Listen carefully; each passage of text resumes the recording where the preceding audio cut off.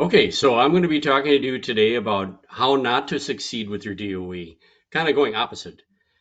This is a Staddy's 40th anniversary retrospective. We are celebrating our incorporation in 1985, and so this is appropriate in going back through all those years and well before that, really going back 50 years to when I did my first DOE in the summer of 1974. So to begin with, I'm just going to check and see if I'm getting through on my audio visual on your control panel.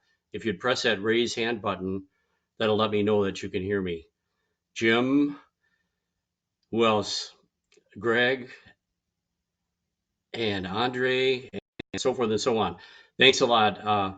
As those of you know who have attended my prior presentations, I like to check every once in a while to make sure that we're continuing on. I'll never forget right after we started really switching over to Zoom and go to webinar and using all these tools for reaching people at a distance in March of 2020 when the pandemic hit like a ton of bricks. I remember I was talking to somebody for quite a long time, and then about half an hour into my presentation, I realized that the internet had gone down. So ever since then, every few minutes, I check back to make sure that we're on track. So I'm going to switch over to my PowerPoint and start the slideshow.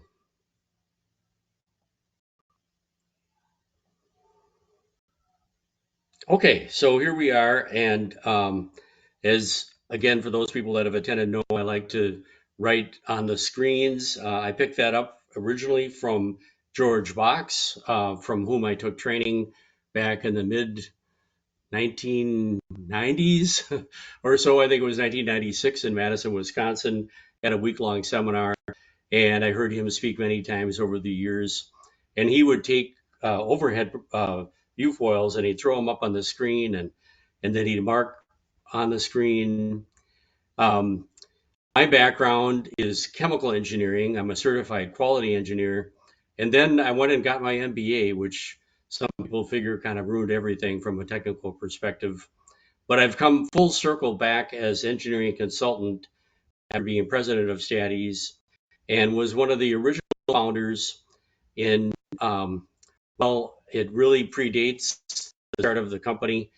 We're saying officially 1985 was when Staddy's was incorporated, but in 1982, Pat Whitcomb, who was my colleague going back into the 1970s as a chemical engineer, set up Staddy's as a company in the state of Minnesota with the Secretary of State.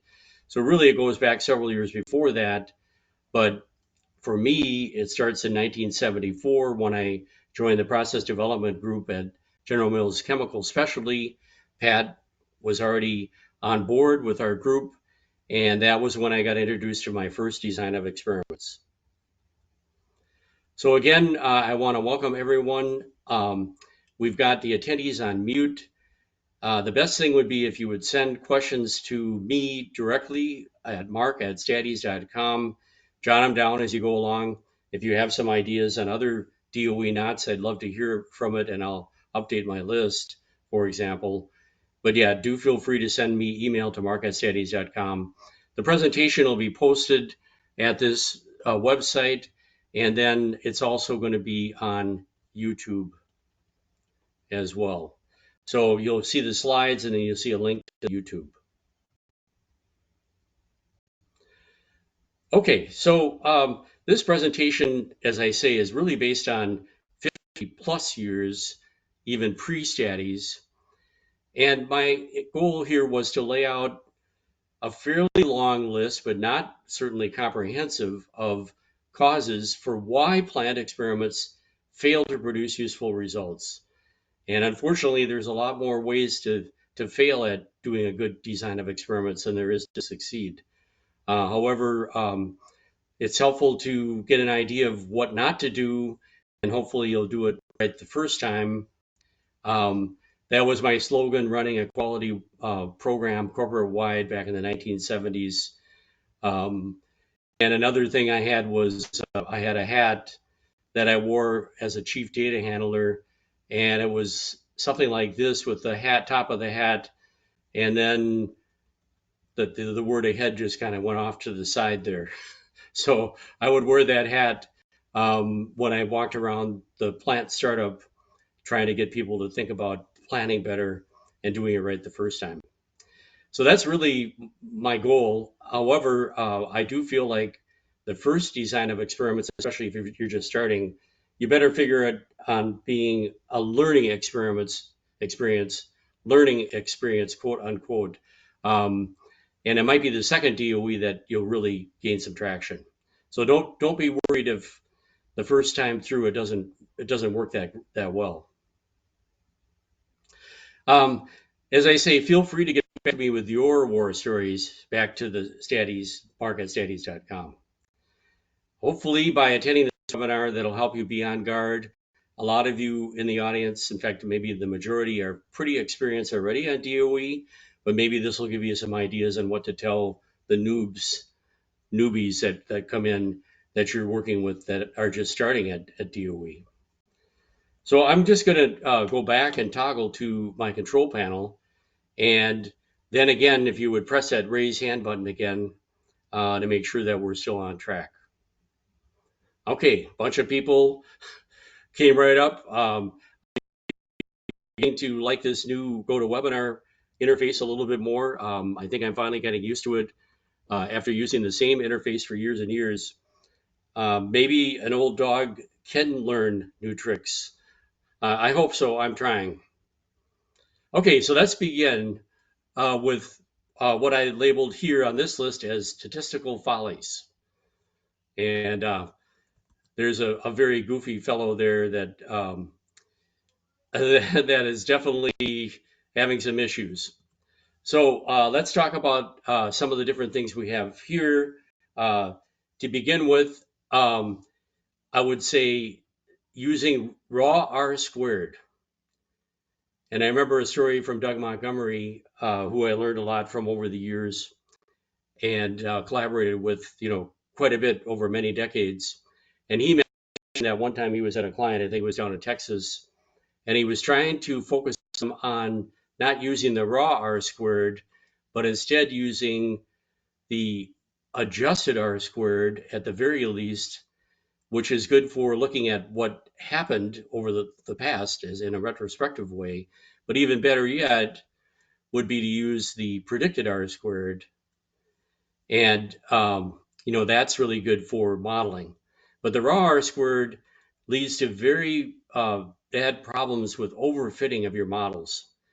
And thus, garbage in, garbage out is going to be very possible, especially when you're working with happenstance data. But he said that even though he told people over and over again at this client in Texas not to use the raw R squared, he said as he walked away, they closed the door, and then he could hear him through the door talking about raw R squared.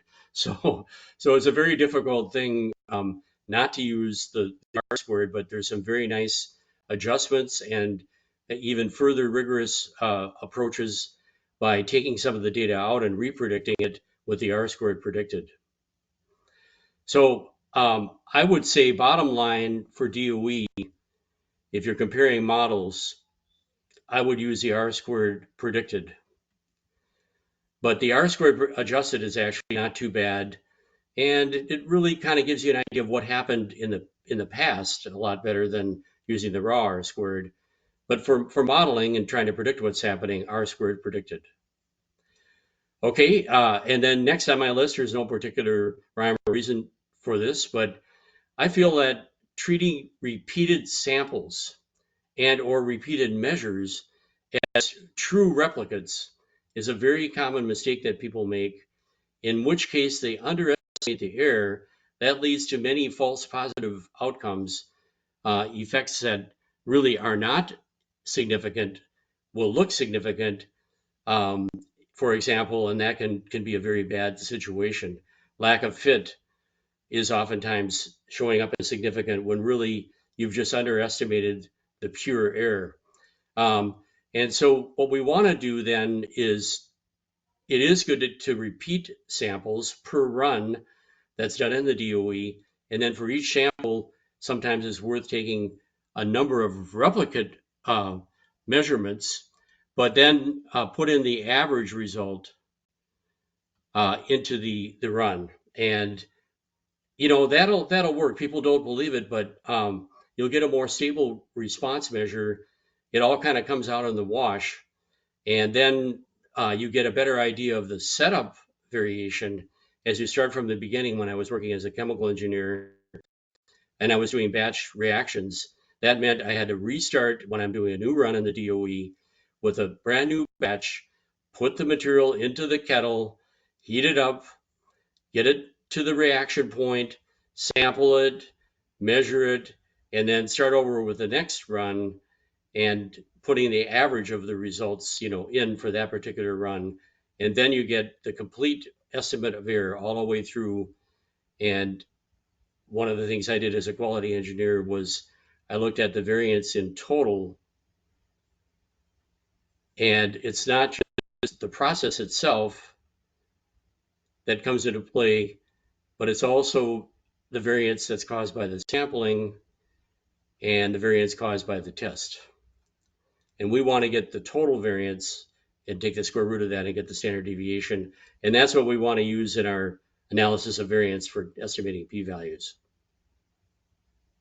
Okay, then moving ahead here, one statistical folly that I see quite often is to confuse statistical significance with practical importance. And I try to use these words as separate meanings because something can be statistically significant but of no importance.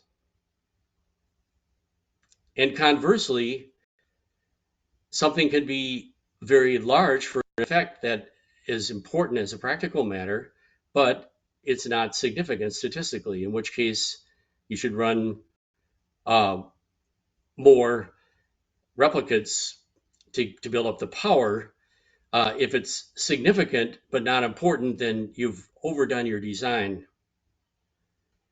You've overbuilt. You haven't right-sized your experiment. So ideally, you would get both, right? If you're trying to discover something. Ideally, it would be important first and foremost, and this is where my MBA comes into play, but also it should be statistically significant because if it isn't, then you could be chasing after a false positive. All right, and then the next thing I've got on the list is trying to make something out of mostly nothing. And this happens a lot. People write into Staties if they're users. They have access to basically free statistical consulting. And the first thing I'll say is, please send me your data file. And oftentimes what I'll see is they've set up their conditions where nearly all of the responses are zeros, and only a few have some number associated with it. Well, in that case, if there's too many zeros, you really don't have anything to work with. So my advice would be before you do your DOE is do some range finding. And the idea is try to get into a zone, where some are bad, let's say, we're trying to improve quality, some are good, and then some are in the sweet spot. That would be the perfect design of experiments where you get a whole range going from bad to good and some in the sweet spot. It could be bad on either end, but some are within specifications. And then kind of associated with this is people send me in data sets that are garbage, and then they expect miracles, to be presented from the consultant. And no offense, but I think this happens most often with graduate researchers that are under extreme pressure to try to get enough data to put together their thesis and get their PhD. But I always like this quote by Fisher back in the late 1930s, where he said, to consult a statistician after an experiment is finished is often merely to ask him to conduct a post-mortem examination. He can perhaps say what the experiment died of. All right, and I'm just going to go back to the control panel and just see if any of the people here in this group have been put in this position where they've been expected to try to make something out of nothing, basically trying to make gold out of garbage. Yes, okay, so a number of people raise their hand on that. I think that's very common, and it's pretty frustrating if you're a consultant, to have to deal with that. But it's best to just tell the truth and say, hey, what you've got here just isn't working. You're going to have to try something different. You can't keep doing the same thing over and over. It's not gonna help. Now I have another list. This one I called poor design and analysis of experiments, or execution. And again, now I found a picture of somebody, a lot of frustrated experimenters that are being pictured here on these lists. Um, so on this list, I started off with setting ranges too narrow. And particularly at a level of research and development where you're working at a bench scale, or you're working at a semi-works or pilot scale, um, it is best if you can make some bad product. And I know this is a big problem, and why I said R&D or pilot scale, because when you're working in manufacturing, which I did, I got sent down after having a great deal of success with General Mills Chemical R&D process development to the General Mills plant south of Chicago in Kankakee. And my goal was to improve the natural vitamin E yield. We knew that they were losing a lot, starting with this raw soybean oil deodorizer distillate with a very small fraction of natural vitamin E. And at the end, producing 99.9% pure powdered. I was working on the alpha tocopherol succinate, which was a powdered format. And they met me at the gate at the plant, and they said, "Mark, we appreciate you being sent down by the highest powers from Minneapolis. We're going to give you our full cooperation. We just ask one thing, that you don't change anything." I said, "Okay, well, what am I supposed to do?" And the QC guy stepped up and said, "Well, look, I've got this drawer full of data. Why don't you regress that?" And so I did, and I got really good at producing predictions of what happened in the past, but it was no good for the future whatsoever. So in a plant situation, if you can get a process set offline and allow for the fact that we can make some product off spec, well, then we can get that magical sweet spot hopefully encompassed in our DOE. And if you do that, then you're going to learn something. So then we segue into the next item on this list. Again, no particular order to this, but I would say one big issue that I think is a cause for failure is not calculating power of the proposed design. And I've spent a lot of time, and I credit Pat Whitcomb getting me going on this to start with, to do what I call a right-sized experiment, to get the number of runs laid out. Let's say if it's a factorial experiment and we're trying to look at effects and screen down factors so that we get at least 80% power. So this would be for, let's say, factorial experiments where you're looking at effects. If it's an RSM for mixture process, then we're going to use something called fraction of design space. And we try to get 80% of our volume of our region to within the precision that we desire.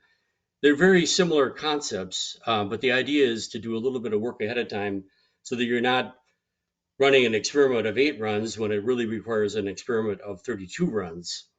On the other hand, we don't want to overpower the experiment. And if we're running a 32 run experiment and we can get by with 16, that would be good to know because we can save time. So that's why I say right sizing, not too big and not too small.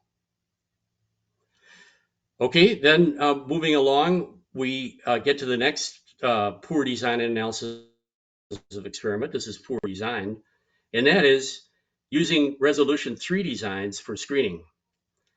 And one flavor of resolution 3D designs is the Plackett-Berman designs that are multiples of 4. And so therefore they're pretty handy because you can run, let's say, 11 factors in 12 runs, which I actually think is a pretty good ruggedness test.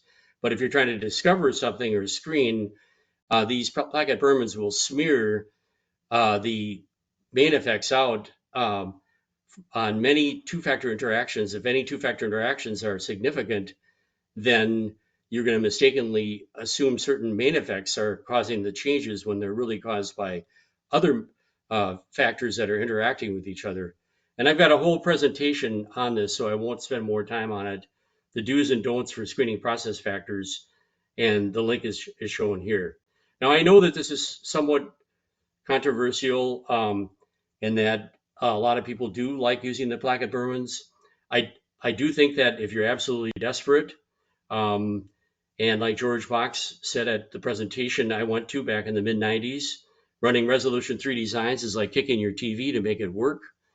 Well, if that's all you got to get that TV to work because you got the game going in a couple of minutes, then you give it a good kick and maybe that'll work for a while.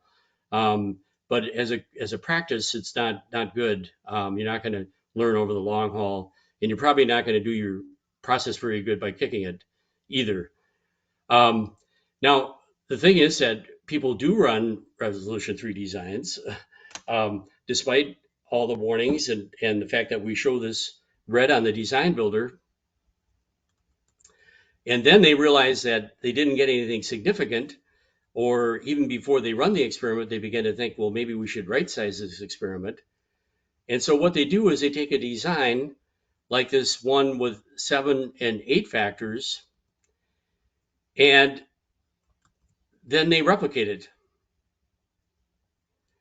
Okay, so what's going to happen if you run 7 factors and 8 experiments? We can see this on our design builder. This is our SATIS 360, our current release. And you would also see this in Design Expert, which is the main part of SATIS 360. But you can see here that this resolution 3 takes each main effect, which is one letter, and aliases with 3 two-factor interactions. So 1 plus 3, 1 plus 2 is equal to 3, so it's resolution 3. Well, what's going to happen if you replicate this? It's like making a copy of a bad copy. It makes no difference. So if you're going to go to 16 runs, then it'd be much better if you would then do the complementary fraction and build up to this yellow design, which is 2 to the 7 minus 3. There's 7 factors. It's a 2 to the minus 3 or 1/8 fraction rather than the 1/16 fraction. Well, this one is resolution 4, and the main effects are going to be alias only with 3-factor interactions, and this would be good for screening, whereas the other design would not be, because you're susceptible to any active 2-factor interactions. This is pretty fundamental.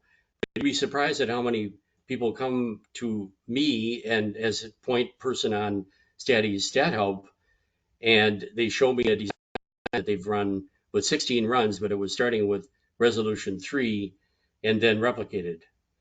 So seems pretty obvious to those of you that know about DOE, but be on guard for that and watch out for people doing that. Okay, now this is one of my pet peeves, and this was drummed into me from the very beginning when I started at General Mills Chemical Research in 1974 in my junior year at University of Minnesota Chemical Engineering School. And they handed me this leather-bound book, and they said, Mark, when you do your research, make sure you make a note of anything that happens because it could be important at some point if we want to patent, our product and process. And so I learned from the start that it's really important to jot things down. Certainly things like ambient temperature, humidity. They would throw me outside working on high pressure hydrogenation units. What's the wind speed? What can I think of that could possibly be affecting things, and write it down. Well, we hired a new master statistician, and this statistician had never done an experiment before. They had done quite a bit of work and had a great deal of experience on statistics, but not design of experiments per se. So I said to this statistician, I think we should have you do a little popcorn experiment, which is kind of a fun one, easy to do in the microwave. Look at different brands of popcorn, different times in the microwave, and lots of different variables you can think of. So I set the statistician to work on this project, and I said, whatever you do, make sure you write down what happens along the way. So then a couple of weeks later, the statistician comes back to me and says, okay, I've got the results, but nothing is significant. I said, really? That doesn't seem right to me. I said, let me look at your records. Oh, I didn't bother taking any records. So you can imagine how flabbergasted I was at that. So really important to make a note of what happened. Potentially there could be outliers. You want to have some record of a potential special cause. It seems very fundamental for anybody working in R&D, but you might be surprised. Okay, then last on this list of poor design and analysis, this would be an analysis situation, would be where people delete outliers that could be fitted by a transformation. And there's a classic case that George Box presented. It was with another student of his whose name was Christopher Hellstrand, who came in a class prior to mine at Madison, Wisconsin, and was working for a Swedish company that was making bearings, and they just couldn't get the life of the bearing increased to what they needed to beat off the Japanese. And so it makes a really classic case, which I'm going to open up. And they had three factors. It was actually the heat treatment.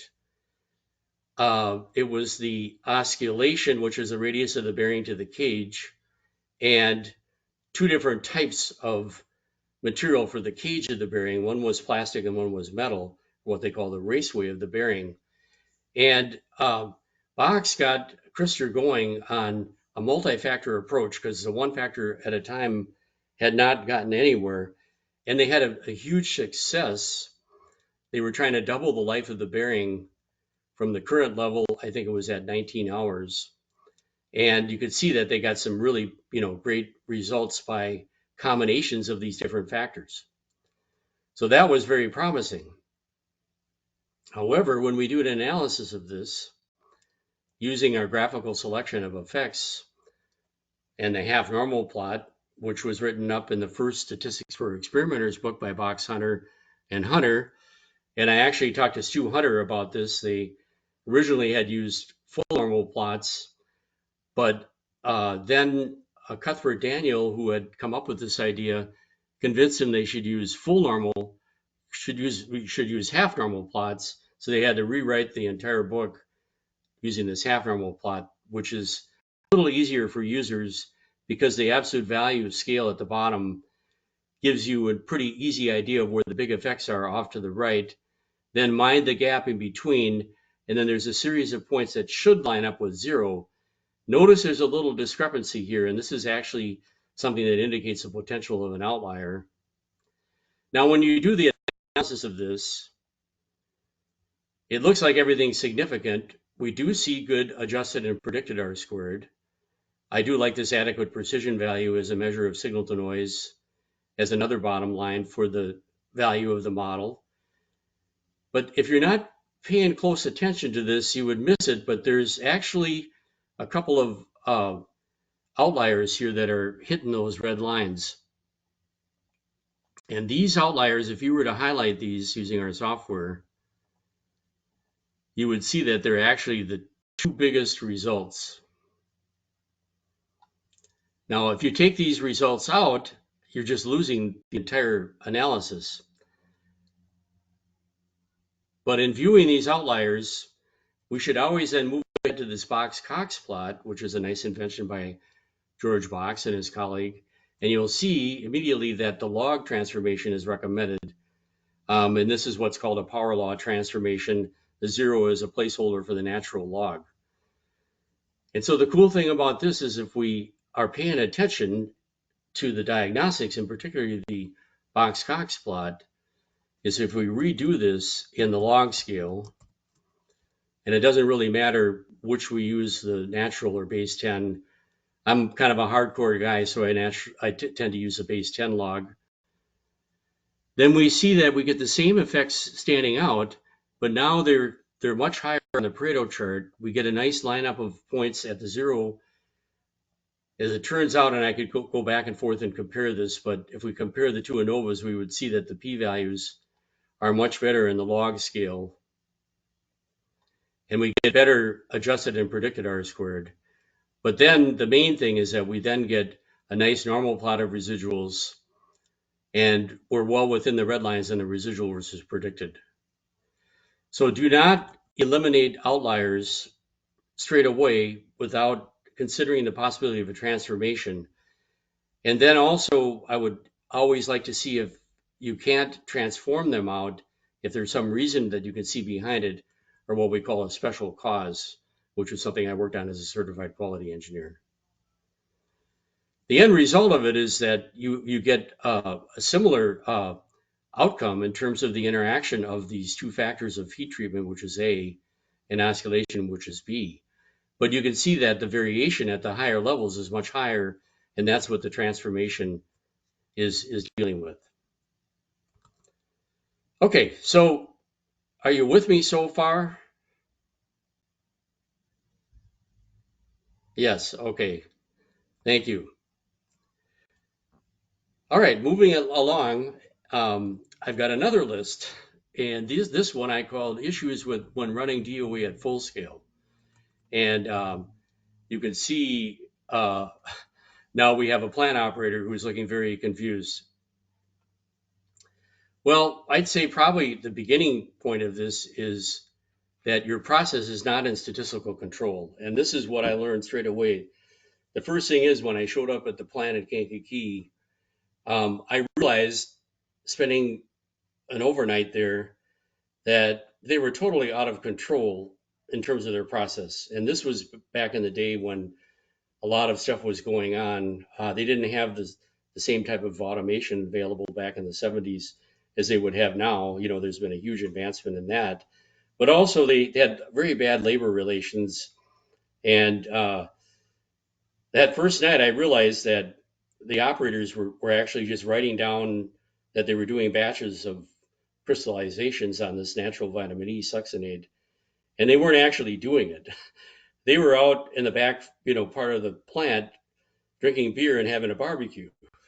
So uh, I was able to put in a temperature sensor, and I could show definitively that what they wrote down they were not actually doing, because when they ran the cool liquid uh, out to get filtered, the temperature should have shown on the strip chart that it was dropping down, and it didn't show anything.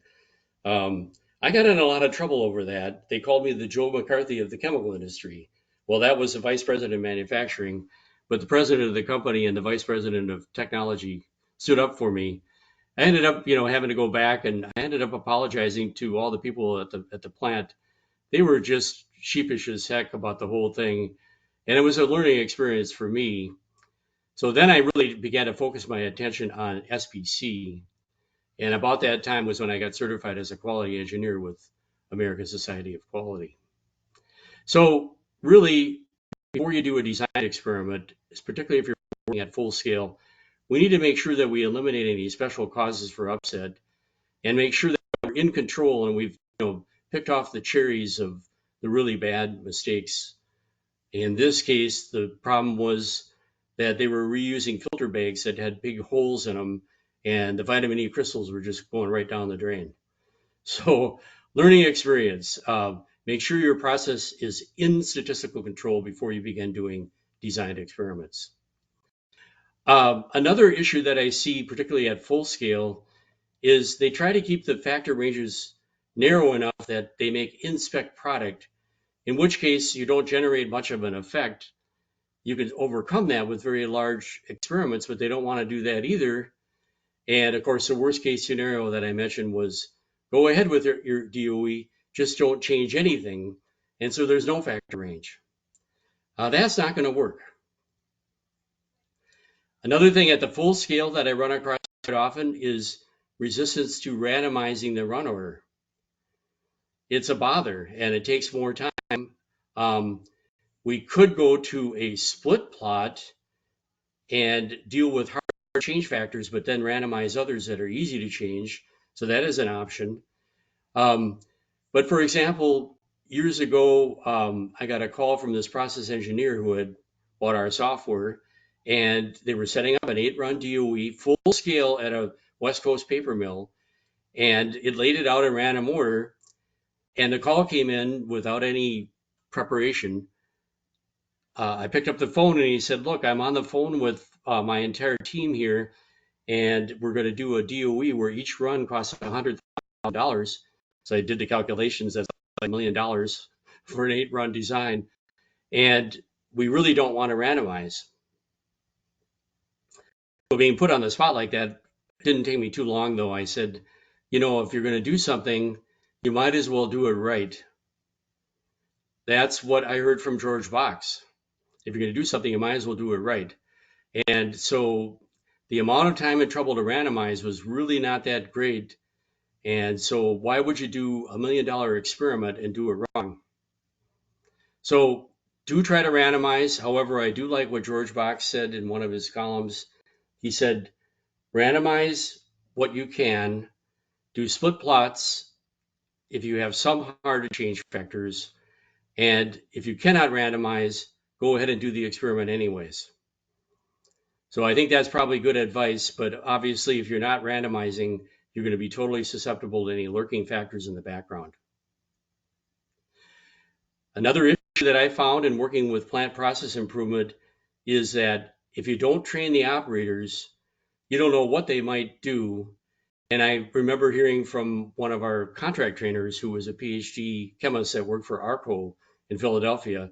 They sent this new PhD out to the plant, and he said that he was watching how they would weigh materials in, and he said he couldn't believe it, but they would actually take an entire bag and don't even open up the bag, and they would throw a bag into the kettle. So if they needed 1.5 bags, they would throw in 2 bags, or maybe they might throw in 1 bag. And so you can imagine the variation that was caused by that. So make sure the operators are trained in. And I feel like with my experience, hopefully this wouldn't happen nowadays, but you never know, is observe what they do before you press ahead with some experiment. Another thing I learned in my experience was that if you rely at the plant level on the quality control analyses, it may not be right. And so you better do a measurement systems analysis / gauge R&R before you start. And what I did in my work is I created what was called a secondary standard. So for the natural vitamin E, because I knew that they were off with their analyses, because I could double check them with the better assays back in Minneapolis. So I had my buddy Bill, who was a PhD chemist. I had a collaborator at the plant send a barrel of vitamin E up. It was actually, the problem was the vitamin E in the feedstock coming in, where there was a lot of impurities, wasn't being assayed correctly at the plant.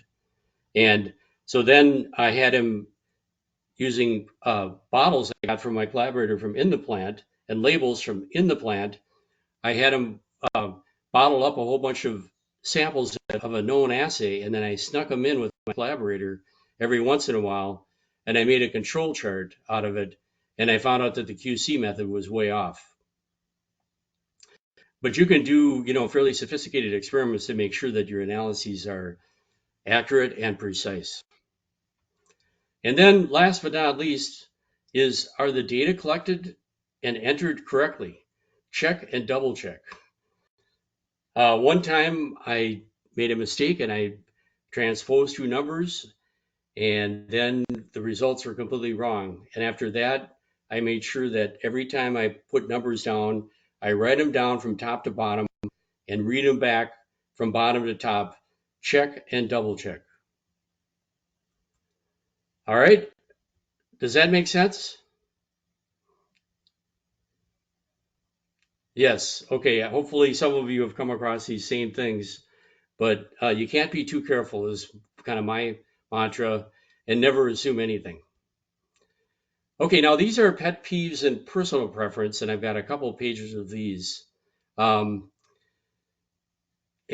starting off with is not consulting a subject matter expert on the one hand, or over relying on the SME on the other hand. So it's really 2 sides of the coin here, is not getting that expertise, and on the other hand, relying too much on the expertise. Problems either way. So I feel like the best thing would be if you get a subject matter expert that embraces design of experiments, but oftentimes that's antithetical. In other words, there's an inverse relationship. It seems that the people that are most expert in a field tend to be most against doing empirical studies and using stats. And conversely, people that don't know much about what they're doing grab a hold of the stats and the DOE as if that's going to overcome, their ignorance about their subject matter. So that's not going to work either. So ideally, we get a synergistic interaction where people team up. So I really think this can be a big problem either way. So, definitely before you do anything, get that subject matter expert involved. But on the other hand, don't take their word on anything, test it, do some screening and that type of thing. Not including center points. I think center points are really good. I like to do at least 3, even in a screening design, although the standard process for screening says don't do center points. I call it my security blanket. And this is a la Linus in the Peanuts cartoon. I grew up in St. Paul, the home of Charles Schultz. And so, of course, I've got to have that security blanket, which are the center points. I think 4 is good. That's my opinion. But what I oftentimes see more often in publications than anything is people do just 1 center point. That doesn't make any sense. Sample size 1, you're not going to get any tests for curvature with no degrees of freedom, in the numerator for your curvature test. So I would say if you're going to do 1 center point, then don't do any. But ideally do at least 3 is what I suggest. Not deploying a flexible, iterative screening, characterization, optimization, ruggedness strategy. So the SCO strategy has been around for a long time from DuPont. I like the ruggedness testing. I have helped the E1169 committee. I was a member of a group that revamped this standard for ruggedness testing from ASTM. And so I do like the ruggedness testing. In fact, for the ruggedness testing, I think the Plackett-Berman 11 factor in 12 run design is pretty good. Because we're just doing a go, no-go type of thing. If it's not rugged, then we got to go back and do a proper resolution 4 screening rather than doing resolution 3. And then for characterization, I recommend the resolution 5 or do a full 2-level factorial. Then obviously for the optimization, we want to use these response surface methods. And there's actually kind of a similar strategy for mixture design, but the screening and characterization ends up being kind of combined. You can see a number of talks that I've given on this. And I would have to say that I'm not a fan of definitive screening designs, which I'm going to talk about on the next slide so much, which is kind of a shortcut to do the screening and characterization all at once, and maybe even jump all the way to the optimization in one shortcut. I don't think is a great idea, but that's just my opinion. I would also say that, and again, this is a matter of opinion, so I'm going to say personal preference is kind of driving this whole list. And I know I'm going to get some disagreement on this list, but I don't think going straight to optimal design is a good idea. I would rather use a standard template, such as the 2 to the k minus p factorials. We have templates that are actually created optimal basis, which are minimum run. And this is a template option that we have in our software. So we have the 2 to the k minus p, which are the regular 2-level builders with this nice color coding. And then we have designs that were optimally created. At the time, back in the year 2000 or so, we had a very slow computer running day and night for a year to come up with these minimum run resolution 5 designs that are good for characterizing. The one for the 4, by the way, is actually in a regular fraction that was developed by Adam and John in 1950s. So that one is actually a template that was developed way back when. But then as you get into the larger number of factors, these were created by Stades using optimal design. And then we have a whole catalog for screening as well. But you're always going to get the same template from these, which is what I like. You can run optimal custom And we have those options throughout our design builders. And they do have application if you're going to fit a non-quadratic model or you have complex constraints and things like that. But if you're able to fit a standard central composite box band and that type of thing, I think that's better. Now, when we're using optimal design, I prefer using the coordinate exchange as opposed to the I prefer using the point exchange. So if you have an option to use coordinate exchange, that'll float around everywhere within the builder, but point exchange will be better for extending to the vertices, and you'll also get better rounding. And so if we were going to do an optimal custom design on a couple of different factors, let's say time and temperature, and we've got 20 to 40 for the time and 100 to 200 for the temperature.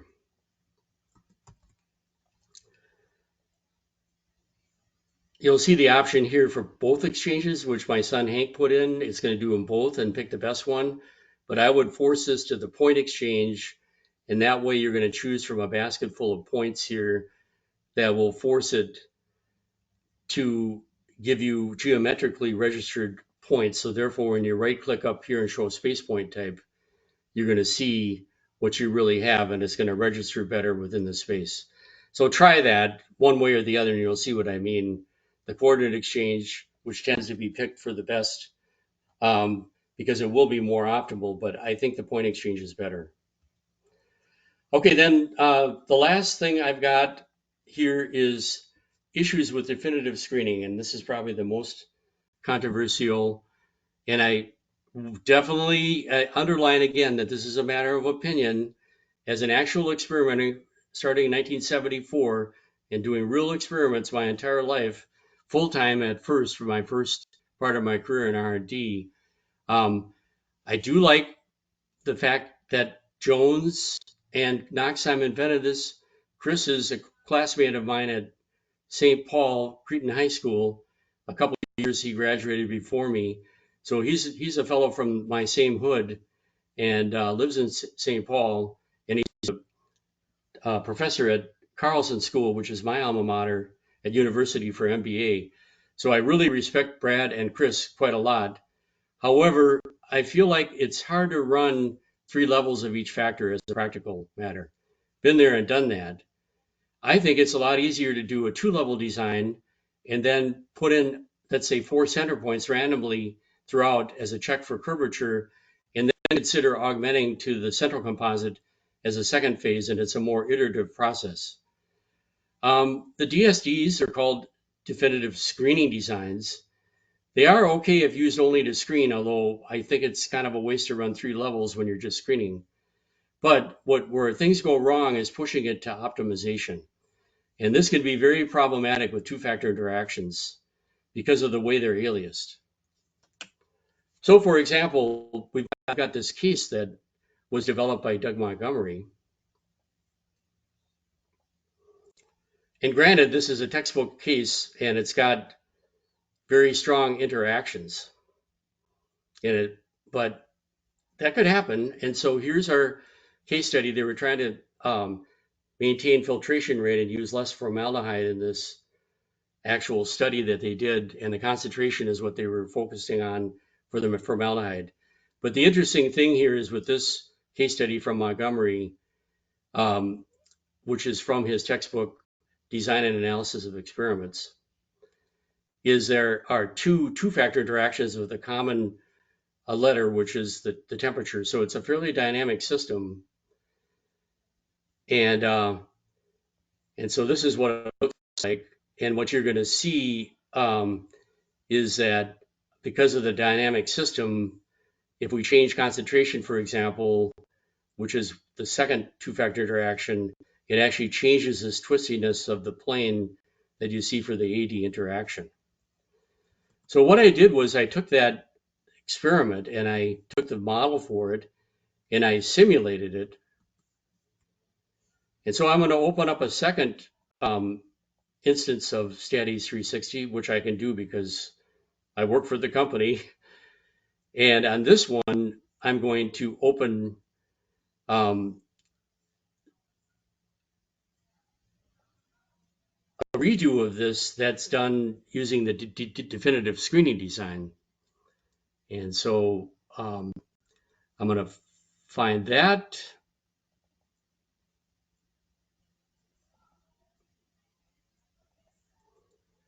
Filtration DSD, it's called.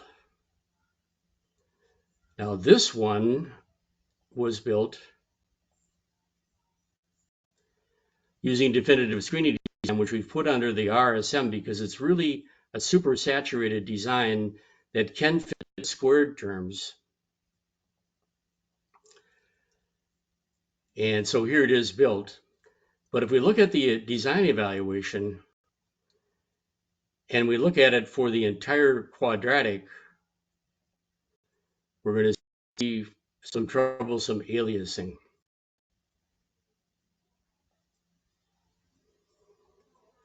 Okay, do you see how the two-factor interaction AB is alias of B squared and C squared, et cetera, et cetera?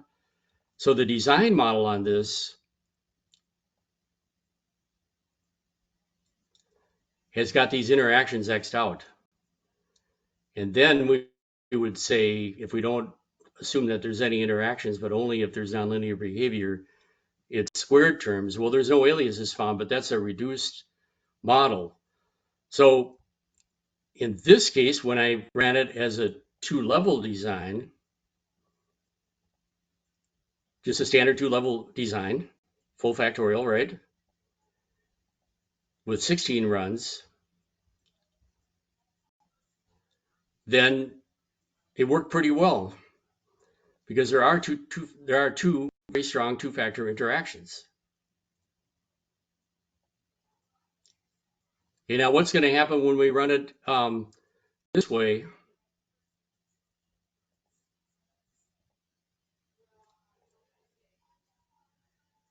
Okay, well, I had to do some different things here. I tried doing an AICC forward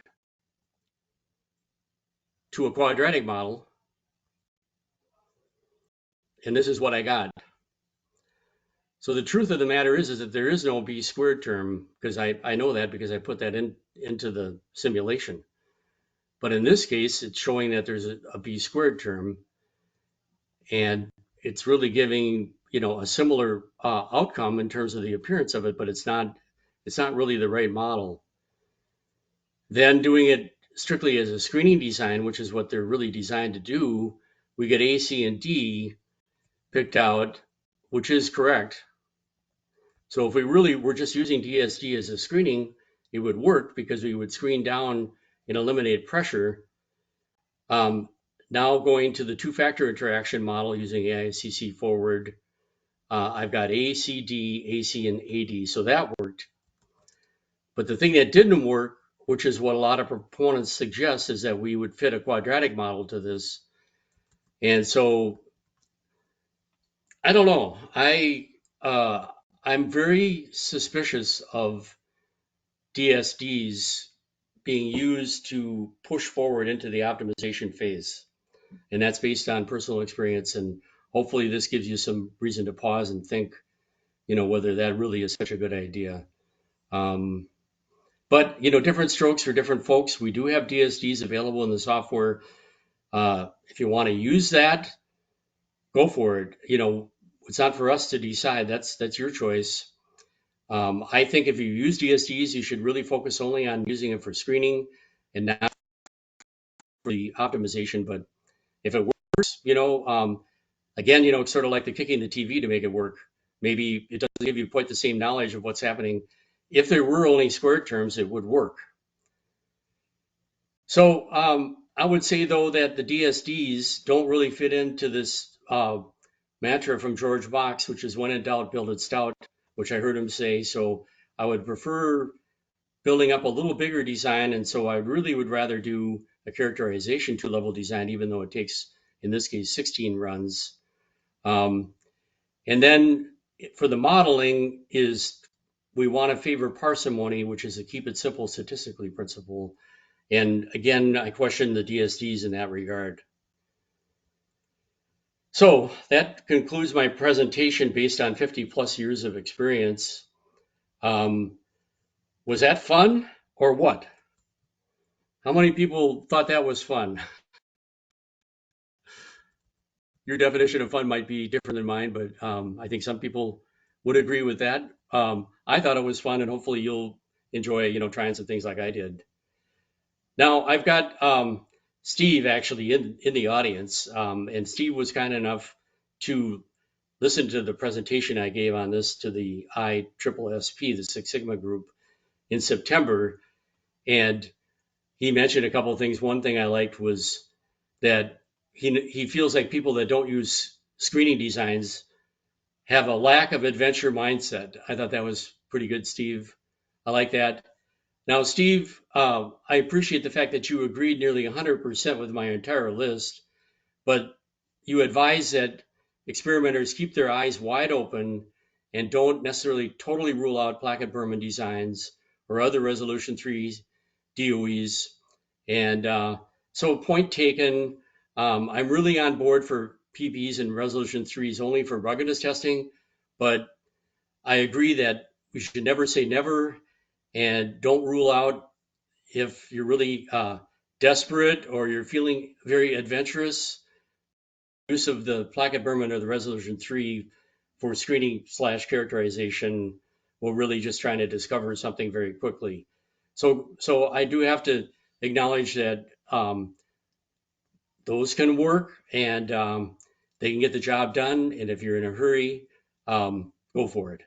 And then also just coincidentally, Peter Goose, who's done a tremendous amount of great work in DOE, and he's developed his own little online software for DOE called FX. And he was speaking on why DOEs fail. And I like this quote: failures are not due to flaws in the DOE method, but to how it's applied. With the right expertise, thoughtful preparation, good guidance, and tools, which of course I would promote the Staties software, DOE can reveal a level of insight that no other method can match. No doubt about that. Okay, so then just concluding, we've got these 3 references of which I'm the prime author. I think are really good. They keep it simple and make it fun, and they're not daunting like the Box Hunter and Hunter textbooks, which were well written, and the Montgomery book is tremendous. But if you really want to keep it simple, these are the books that would work well for you and for your clients.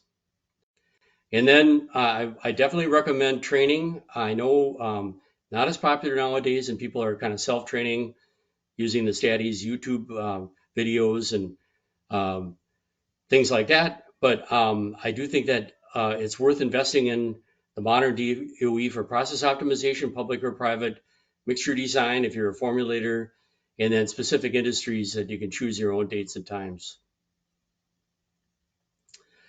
So that concludes my presentation. Thank you for attending, and join us for further presentations this year, including we've got a conference in Amsterdam in June.